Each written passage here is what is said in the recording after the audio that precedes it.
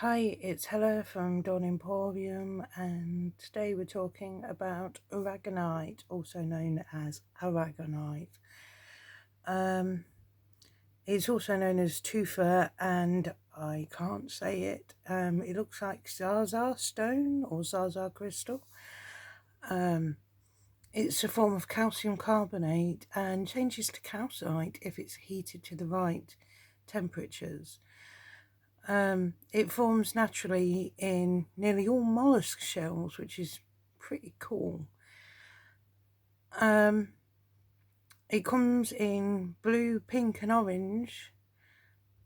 It's also easily coloured, so you could probably get it in any colour of the rainbow you want, and much darker than this. This is a natural piece of blue.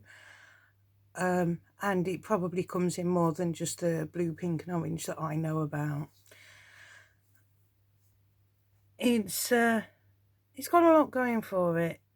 It apparently fosters truth, understanding, the ability to see the truth in any situation, helps you to learn patience, responsibility, punctuality, stability and empowerment. It's often associated with teenagers, as these are often qualities that help when growing into adults. It suffers emotional traumas and transitions no matter the cause. So it's very good for people breaking out into the big wide world on their own, going to university, going through loss or grief, any form of change really. Aragonite could be the stone to give them. It enhances tolerance, trust, insight, understanding, uplifts and nurtures your instincts. So again, it's just like a wonder stone that you can literally pick up on a beach. It increases energy, boosts self-confidence, self-worth, self-trust. It relieves stress, emotional fatigue, anger, gives relief and aids relaxation. Again, not enough people seem to know about Aragonite, and personally, I think it needs to change. At work, it brings insight again, clears the mind, stimulates motivation, provides mental clarity, improves timekeeping, reliability, and discipline. So, especially if it's your own business, a piece of this on your desk could do you the world of good. Or if you're in a position of power, especially if you think your staff don't like you, maybe this is what you need. Open lines of communication, a little bit of understanding. It helps us to speak about our feelings and not bottle them up, thus calming and soothing the emotional body. And quite probably because it's known for all of these pretty awesome and life-affirming qualities, Spanish monks are known for using aragonite for their rosaries. Now, yeah, it's a brilliant all-round life-affirming crystal that looks absolutely beautiful too. It has absolutely everything going for it. And like I say, it comes in so many pretty colours.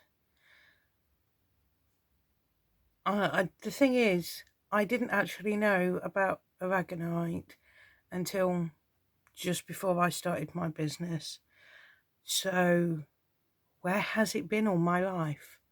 You know, you go for a walk on the beach and you see an old shell and you'll see the white build-up on it that is actually aragonite. You know, see how it's like glistening? You've seen that on old shells, right?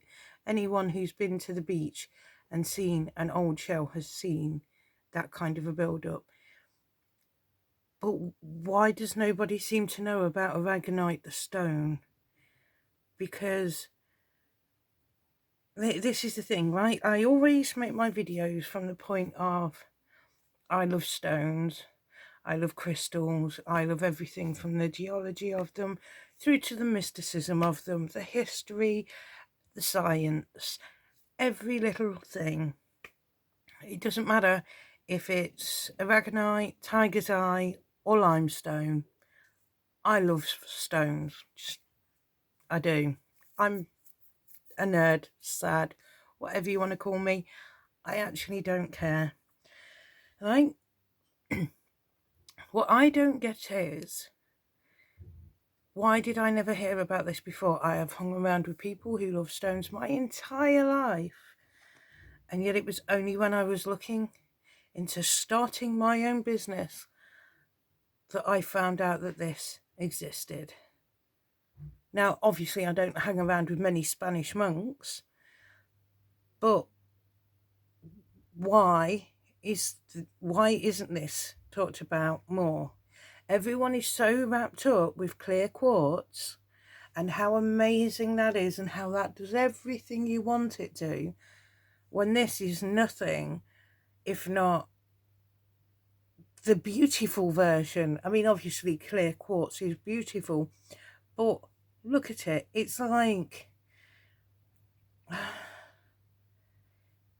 it's like daintily powdered chalk to look at, only it's a lot harder. And I didn't find out what it was on the Mohs scale, but having just played with some too, I'd give it a minimum of a 5, if not more. Right? This is amazing, and like I say, you can do magic tricks with it if you know somebody with an industrial oven that goes up to very high temperatures and turn it into a completely different stone. It's there when you walk down the beach. It doesn't seem to have one bad trait. It's beautiful to look at. It's wonderful just from an interior decoration perspective. It is wonderful to have. Imagine if you had just like say a coconut bowl, and you had different colours of this in, both the natural colours and dyed, because like I say, it is easily dyeable. You could have this, so just, it would look beautiful.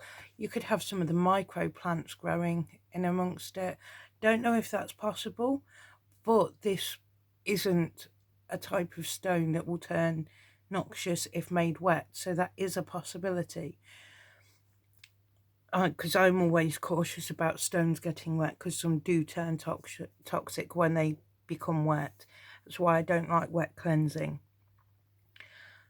It is, the colours that I've seen are not all as pale as this. There's certain parts of it, like there, are actually quite dark, but you can get darker than this, and the same with the pink and the orange, they can get quite dark. And everything about it, the truth, the understanding, the stress relief, the relieving anger, the relieving emotional fatigue, the aiding relaxation, the giving insight, the stimulating motivation of mind and mental clarity, the helping you learn patience and responsibility and stability and empowerment. How many of us out there actually need a bit of empowerment in our lives? There is nothing so powerful as everything being right in your life. And if you believe in the power of stones, not just the beauty of them, this is it. Now, there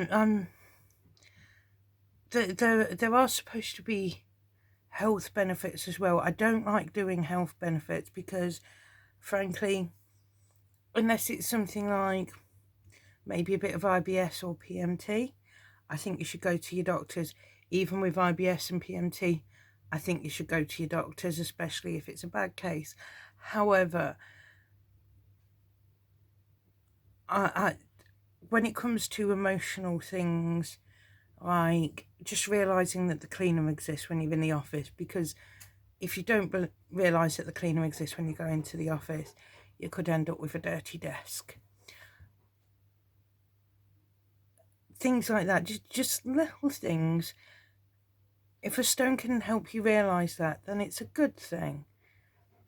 And there are a lot of ways that can happen. It could be the magic of the stone, or it could be the fact that you look at that stone and go, that's supposed to make me realise that the cleaner exists. And every time you look at it, you go, the cleaner exists, the cleaner exists. And then suddenly you realise every time the cleaner comes in, you start saying hello.